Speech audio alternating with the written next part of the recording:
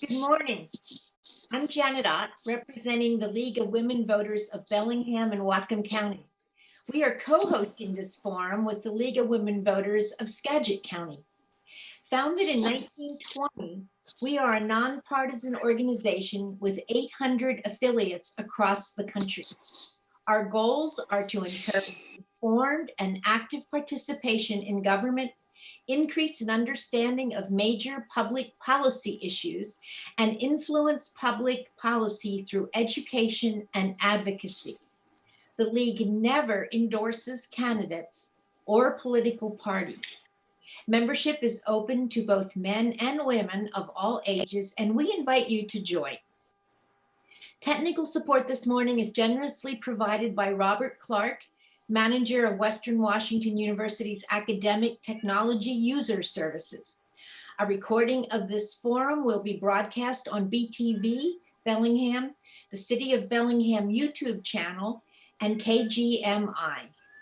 It will be available on our League website also. Our media partners this morning are the Linden Tribune and the Northern Light. We appreciate their generous support. This morning, we are hosting candidates Tim Hazelo and Rick Larson, who are running to represent the 2nd Congressional District in the U.S. House of Representatives. Members are elected to a 2-year term without term limits. They have a myriad of responsibilities.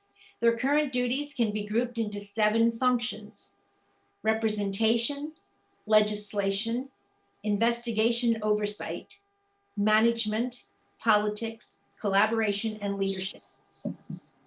Questions for this forum have been prepared in advance by the League with input from you, the public. Each candidate will be asked to respond to the same question. We anticipate asking 7 to 8 questions. We will be using the following rules. Candidates, you will have the opportunity to make a 2-minute opening and a 1-minute closing statement. You will have up to 90 seconds to answer each question. You were given a challenge card. If you wish to challenge a response made by your opponent, please raise your card. You can use your card up to 2 times only during the debate, and you have 30 seconds to present your challenge. Your opponent has 30 seconds for rebuttal. Your second challenge can't be used on the same question. For tracking time, when you begin to speak, the timer screen will turn green. As you can see, when 15 seconds remain, the screen will turn yellow. Here we go. When your time has expired, the screen will turn red and a bell will sound. If you continue beyond your allotted time, your microphone may be muted. You will be providing your opening and closing statements in alphabetical order of your last name, and I will be alternating the order for responding to the questions. So, candidates, do you have any questions before we start? No. I don't have the challenge card, so I don't necessarily plan on challenging. I don't think Rick and I threw our challenge card out yet in this season. So if I need to, should I just raise a hand? Why don't you raise your hand? Sounds good. I'll take that as a challenge then. Okay, so timers, are you ready? I'm going to assume they are.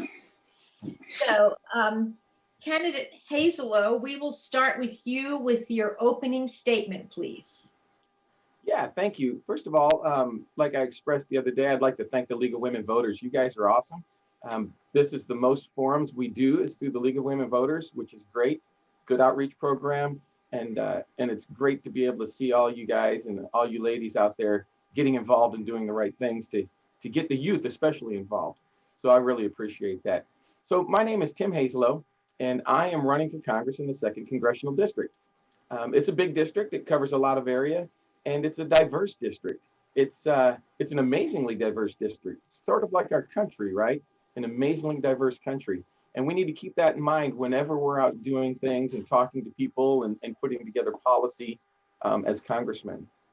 Now, me, I'm a big fan of term limits. I'm a big fan of writing legislation that the average person can understand without having to hire a lawyer.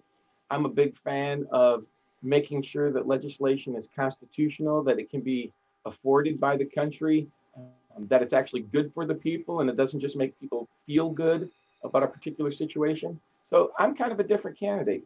I'm not the fill the legislation with pork that's unrelated to what we're talking about kind of guy. I want to streamline things. I want to make our government more efficient and more accountable. And I know that's a tough road to hoe because we've been unaccountable. We've had career politicians for 20, 30. There's people in there that have been there for 40 years. Um, so you do your own math on that. So I want to go to Congress. I want to work for my district. I live here in my district. I love my district. I live on Whidbey Island. I currently work at NAS Whidbey Island. Um, I love my job there. And so I don't look forward to leaving it, but they're going to save it for me for when I come back because I will self-impose a term limit in 6 to 8 years. So once again, my name's Tim Hazello. Your candidate for Congress here in the 2nd Congressional District. So take a look at my website, www.timhazelloforcongress.com. I ask for your vote. I ask for your support. And I look forward to working for you come January. Okay, thank you. Candidate Larson, your opening statement, please.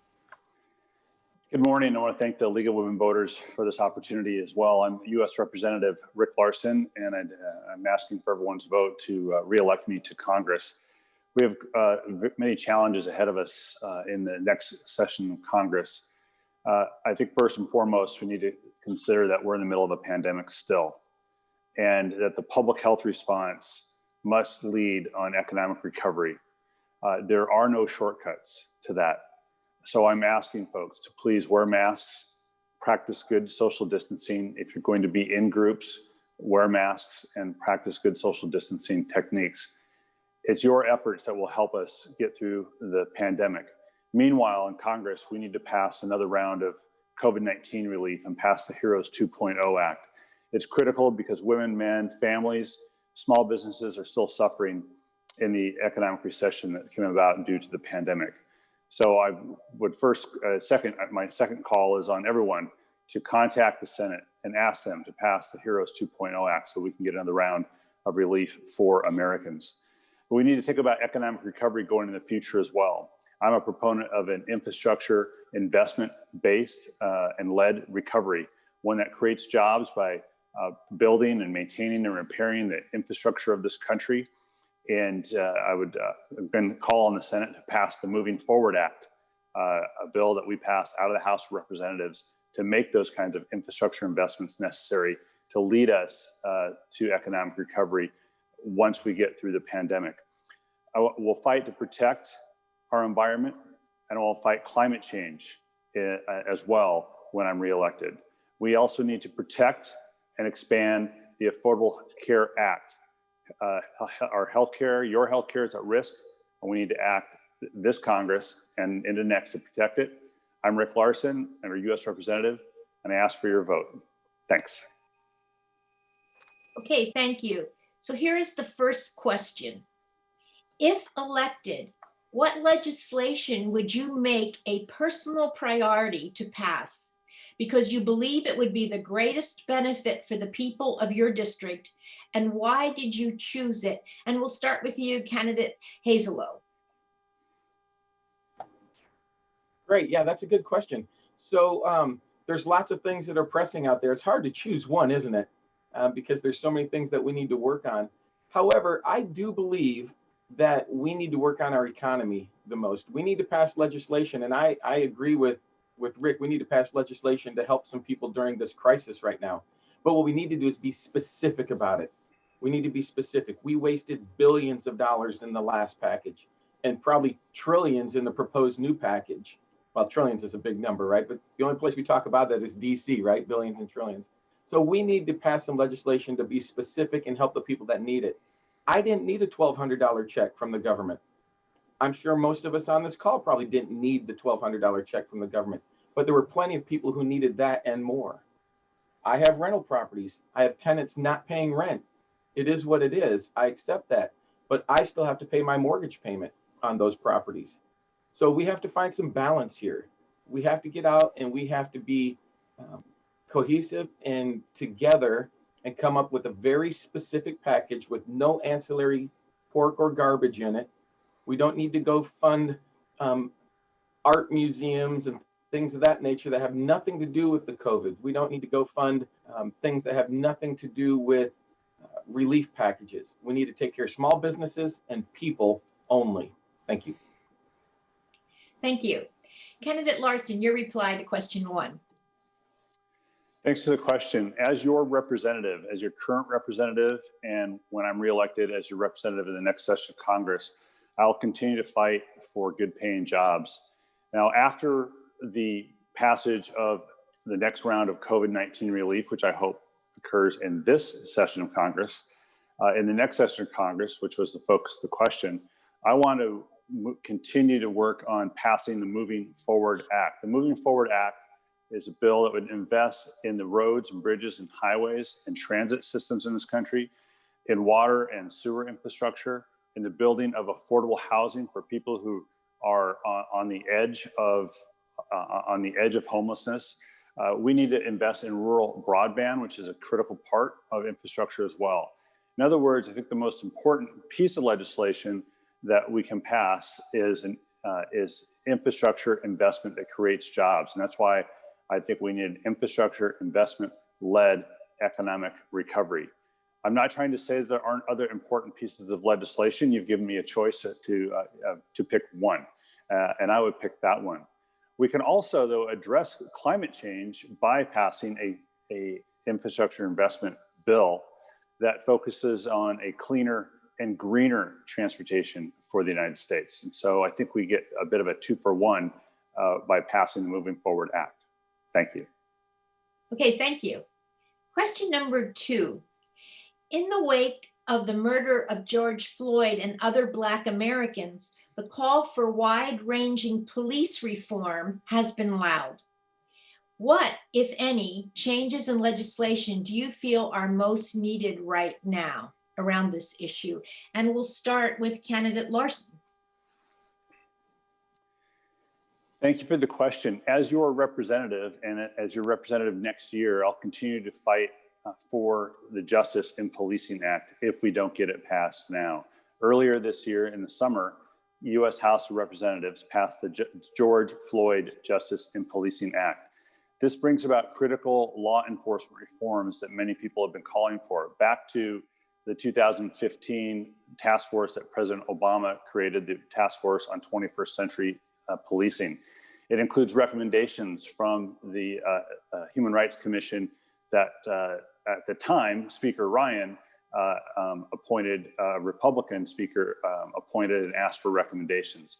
So the Justice in Policing Act that we named after George Floyd is that vehicle to implement key law enforcement reforms, which include racial bias training for law enforcement. It includes establishing a use of force registry so that the Department of Justice can establish if there are practices and patterns that violate the civil rights of Americans.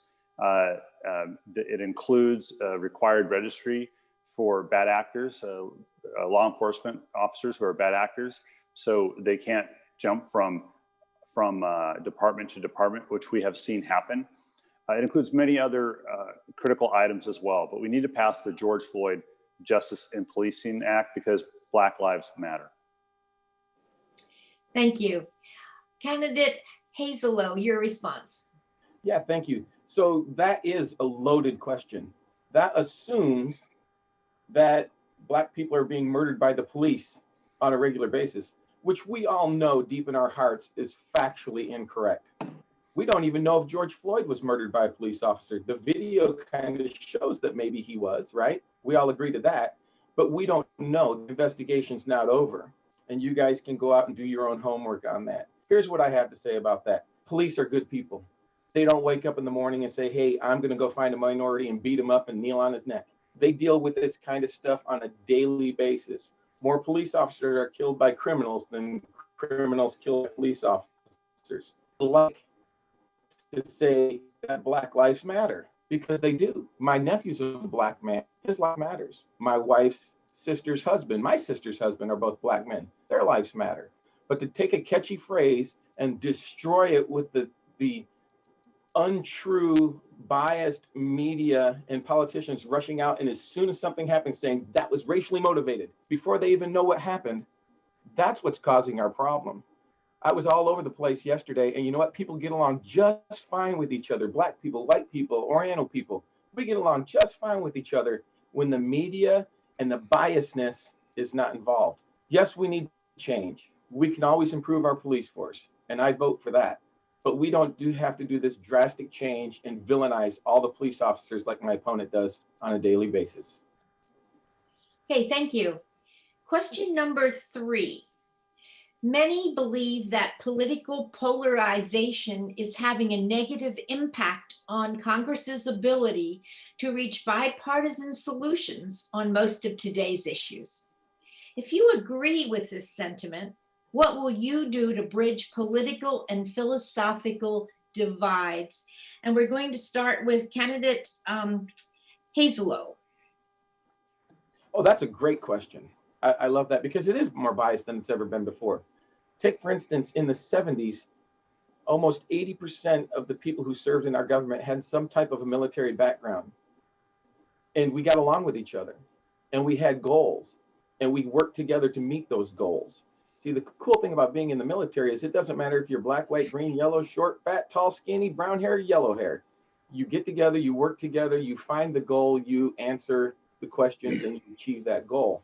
So I think we need more people with a military background. I think we need more people that can get together and get along together.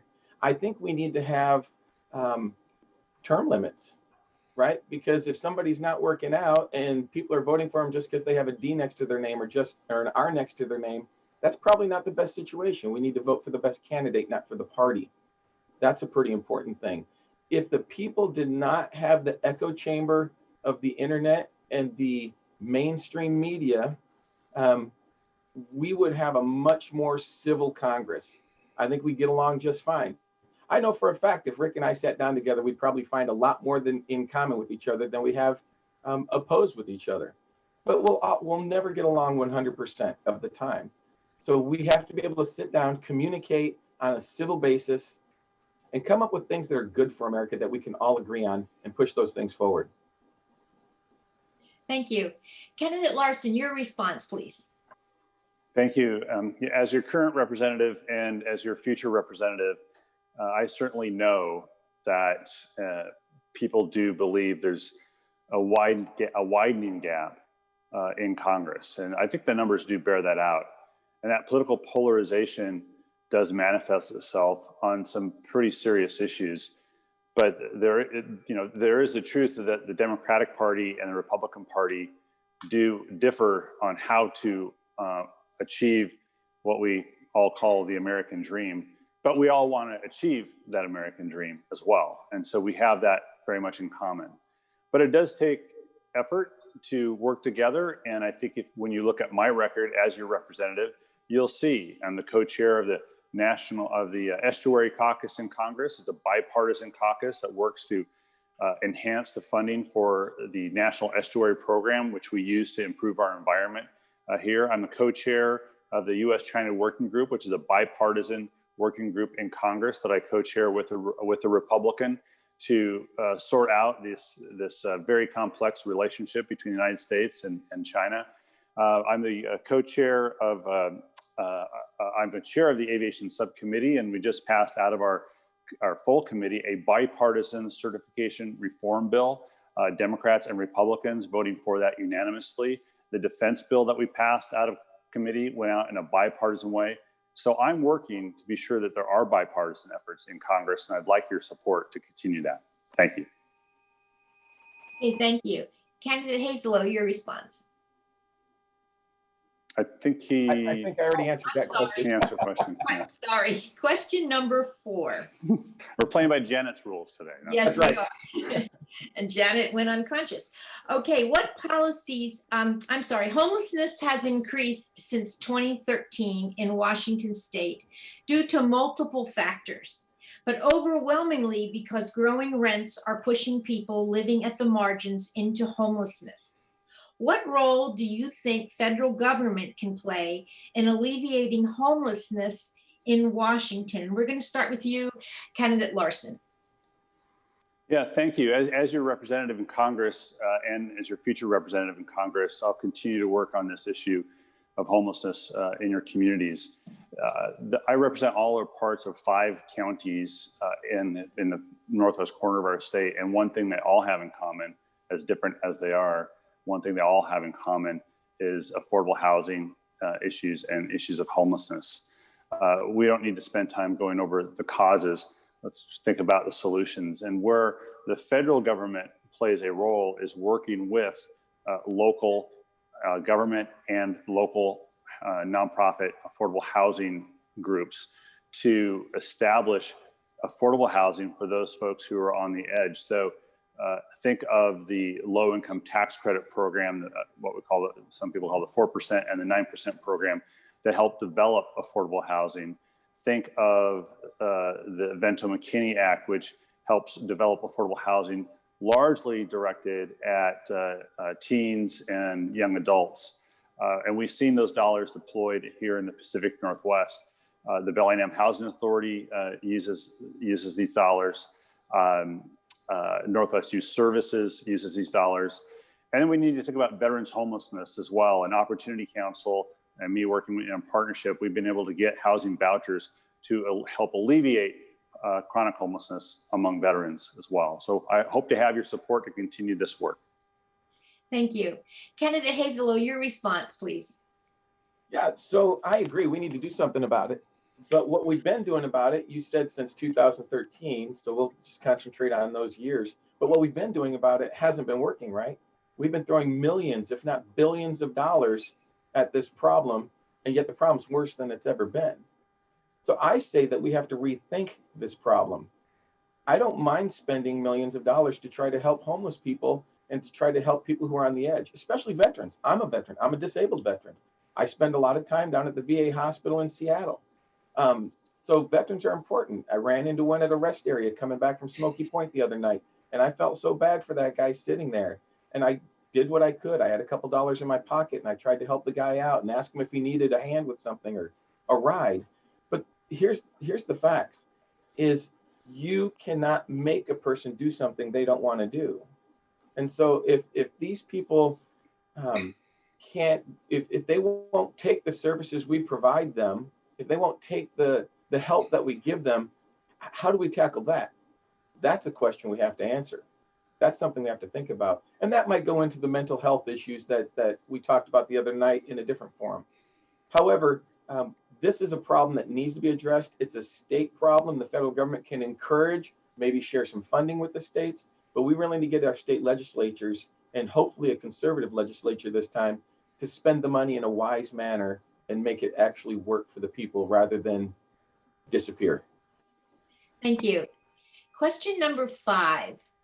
Are there any legislative measures you would support or propose to keep children safer from school shootings in our public schools? And we'll start with you, candidate Hazelo. Yeah, I'm a big Second Amendment guy. I think if a teacher gets the training, a principal gets the training, they should be armed. So criminals don't care if it's a gun-free zone. I know most people want to say, not most people, but the left wants to say that's a cliche. But criminals don't care about the law.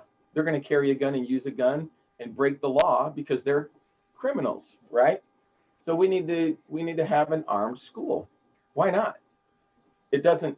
If a teacher's trained and good to go and understands this, that will help out a lot. The other thing we need to do is educate our children. When I was in high school, I had rifles in the back of window of my pickup truck, loaded most of the time. So did 80% of the rest of the kids in the parking lot.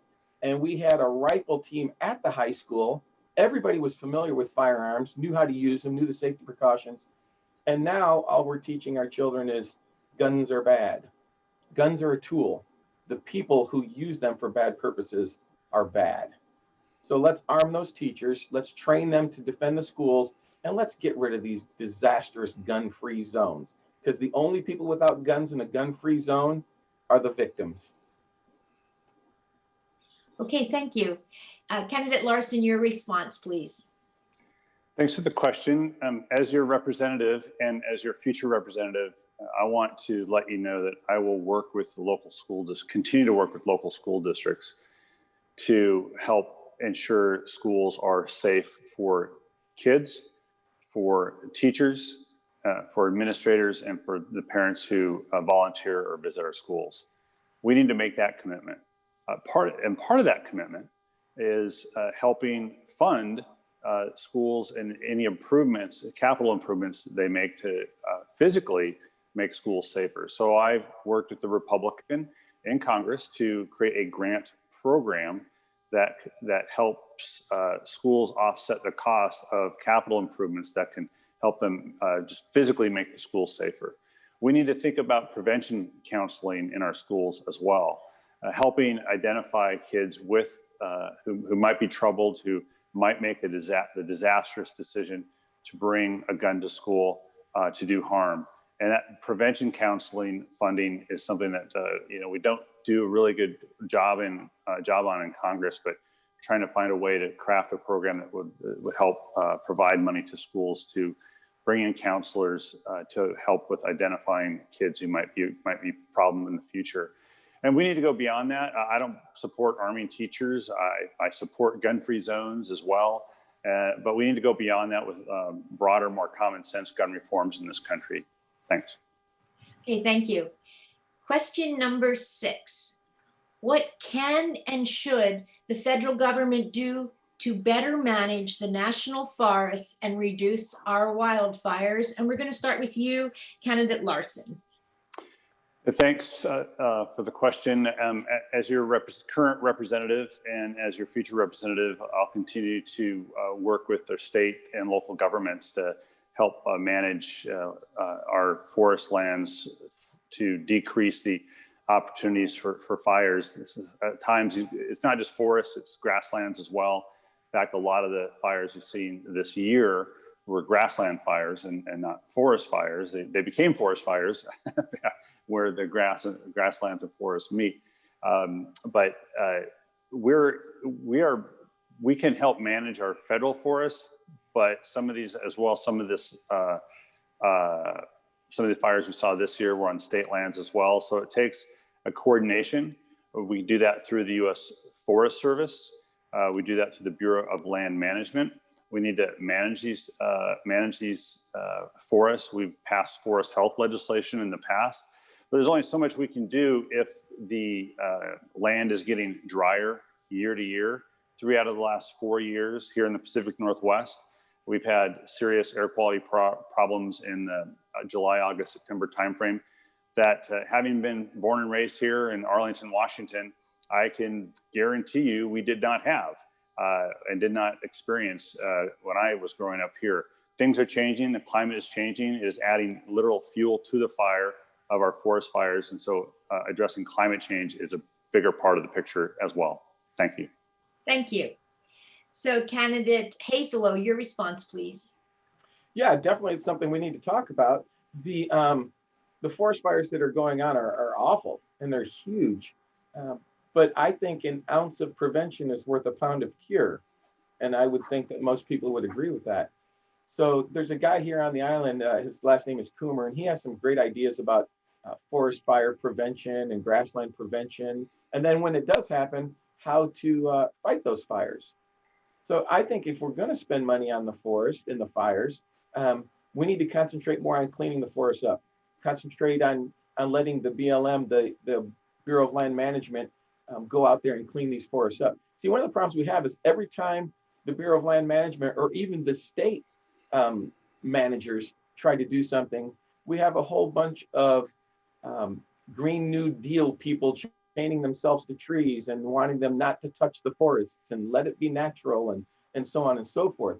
So we need to find a way to get in there and clean these things up and do what we need to do to prevent these fires without the 8, 10, 12 years of bureaucratic litigation that happens because a small minority of the people are so worried about the tree. So we can fix this. This isn't as big of a as everybody makes it out to be. It could happen very quickly if we just concentrate on it and get it done. And the BLM, Bureau of Land Management, is a prime resource for that. Thank you. Okay, thank you. Question number 7. Social media platforms target users with misinformation, inflaming political and community tensions, and in some instances, actually inciting violence. Should Congress better regulate social media? And please explain your answer. We'll start with you, candidate Hazelo. Yeah, I do think that Congress has a role to play in that, especially considering that the social media and the search engines and the big tech companies have become the largest, richest corporations with the most influence in our entire world, not just in America. So I think Congress does have a role to play in that. As far as censoring people's speech, that's a tough one, isn't it? That's a tough one. Our Constitution says that we won't do that, but it also doesn't allow you to yell fire in a theater, does it? So there are things to do, but to allow Twitter and Facebook to just be as biased as they are. For instance, I got banned for a few days from Facebook because I thanked the county for endorsing me. And I asked Facebook, why are you banning me? And they couldn't tell me. They just said, our decision is final. So we need to get rid of the bias of it. If they're going to ban one side, if they're going to do something against one group of people, they need to do it with all. I would say, let's have the free speech. Let's have the conversation. And let's teach our children and the people out there in the world that everything you see on the internet is not true. Remember that commercial where the guy at the end says bonjour? It's a pretty funny thing to think that people trust the internet more than they trust their own eyes, their own feelings, and their own beliefs and what they've experienced in their lives. So yeah, we need to do some regulating on that. If not anything else, we need to break up those monopolies and make them smaller and more competitive. Okay, thank you. Candidate Larson, your response, please. Yeah, thank you. As your current representative in Congress and as your future representative in Congress, I will continue to take this issue very seriously. Just because someone is banned from using a social media platform does not necessarily imply there is bias in that ban. What we need to ensure is that these social media platforms have clear, transparent rules about the actions that they do take, and Congress can step in on that. We need to apply the same rules to social media platforms that we apply to political advertising, where the person who's doing the advertising or is making the political claim has to own that claim by having the classic disclaimer that they approve this message. We don't do that currently, and we need to do that. With regards to the free speech question, the Constitution exists to ensure that the government doesn't interfere with free speech. These are private companies that I think do flout. They flout that rule. They flout that gap, and so we need to find ways to ensure that the actions they take are more transparent, so users can vote with their feet or vote with their thumbs and go somewhere and use other platforms if they're unhappy with those platforms. This obviously gets to a deeper question about voter suppression and disinformation in elections, and perhaps we can talk about that later, and hope to have your support. Thanks. Thank you. So this is the 8th and last question. Access to good internet service and computers has been essential for people working from home and students to continue their classes during the COVID-19 pandemic. What is the role of the federal government for ensuring that all communities have access to reliable internet service? And we'll start with you, candidate Larson. Yeah, thanks for the question. As your current representative and as your future representative in Congress, I look forward to continuing to work with the local school districts and local counties to expand broadband. We passed the Moving Forward Act in the U.S. House of Representatives and include a major investment into expanding broadband into rural areas, because we know that the one thing the pandemic has showed is a deep digital divide. There is a have and have not situation when it comes to broadband access. So that is one thing we need to do, is to pass the Moving Forward Act with the provision on rural broadband expansion. Also, the CARES Act included money for our libraries and for our school districts to expand mobile Wi-Fi hotspots. And right now we have library districts within the 2nd Congressional District using this CARES Act library money that my opponent has criticized to bring in mobile Wi-Fi hotspots to help our communities, including our kids in our schools, help them access Wi-Fi for their homework where they haven't been able to in the past. Granted, that is a solution that is not sustainable, and that's why passing the longer-term rural broadband expansion is so critical. And I'll continue to work on this issue into the next session of Congress as well for folks. So I hope to have your support. Thanks. Thank you. So candidate Hazello, your response. Yeah, no, I'm not against that. Heck, I live in a rural area. I'm surprised that we've stayed down line this long where I'm at. I actually have a spare hotspot right here, just in case the internet goes out where I'm at, because it's so terrible here. So I do believe that we need to spend some money on this, but I think what we need to do is incentivize private companies to do it. First of all, private companies do things a lot more efficient. They do things quicker. They get things done, and they know that when they do it, there's going to be a reward for it. When the government gets involved, it's sloppy, it's messy, it takes forever, it doesn't work. Look at the Obamacare website, for instance. What a disaster that was, right? And we spent more on that than we spent on entire other bills, just the website. So we need internet stuff. And when my opponent talks about the Moving Forward Act and the CARES Act, I'm not against these acts. What I'm against is the ancillary garbage that gets put into these acts. You can read it yourself if you want, and we have a good hour or so. I can pull it up on the internet right now and read to you a lot of the wasteful nastiness that gets put into these bills, not just by Democrats, but by Republicans as well. So I'm for these acts, but they need to be specific to help the people, the children, the schools. They need to be specific based on what they're trying to accomplish, not a whole bunch of extra stuff that people just want to make some photo ops out of in their districts. Thank you. Okay, thank you. So now you will both have an opportunity to make a 1-minute closing statement. And we're going to start with you, candidate Hazelo. Oh, cool. So yeah, first and foremost, I want to thank you guys for having us. This is pretty awesome. I'm really having a good time. This is my first run at a political office, and I'm learning a lot, and there's a lot more to learn, but I'm a fast student, and you have to be when you're a 20+ year military guy. So once again, my name's Tim Hazelo. I'm running for Congress. I want to be your congressman.